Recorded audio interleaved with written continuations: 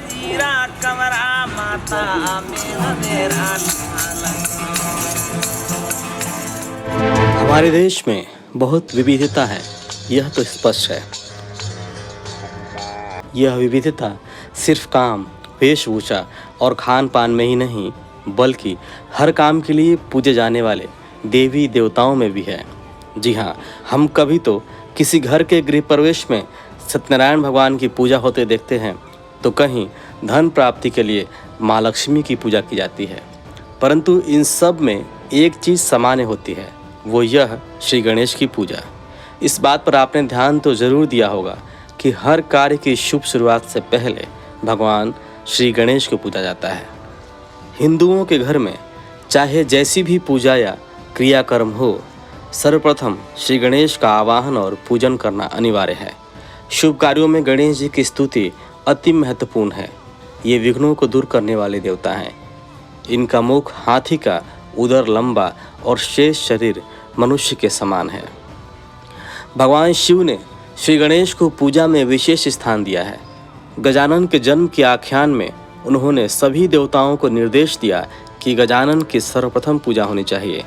इनकी पूजा के बाद ही किसी देवता का ध्यान या पूजन किया जाना चाहिए। तभी से सर्वप्रथम विघ्न विनाशक गणेश की ही पूजा होती है। माना जाता है कि अगर किसी भी शुभ कार्य में अगर श्री गणेश की पूजा नहीं की जाएगी तो उस कार्य का लाभ प्राप्त नहीं होगा।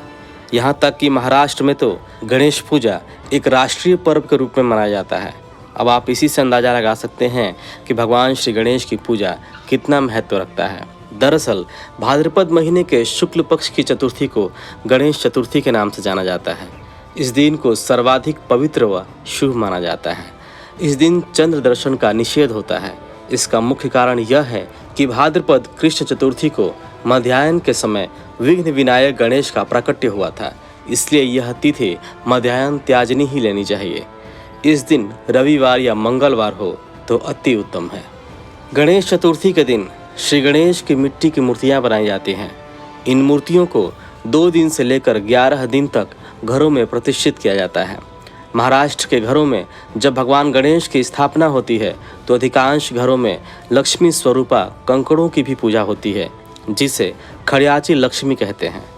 गणेश मूर्ति की स्थापना के अगले दिन घर की कोई सौभाग्यवती स्त्री नदी पर जाकर पानी में से 7 या 9 कंकड़ ले आती है, जिन्हें लक्ष्मी मानकर गणेश जी के साथ ही पूजा जाता है।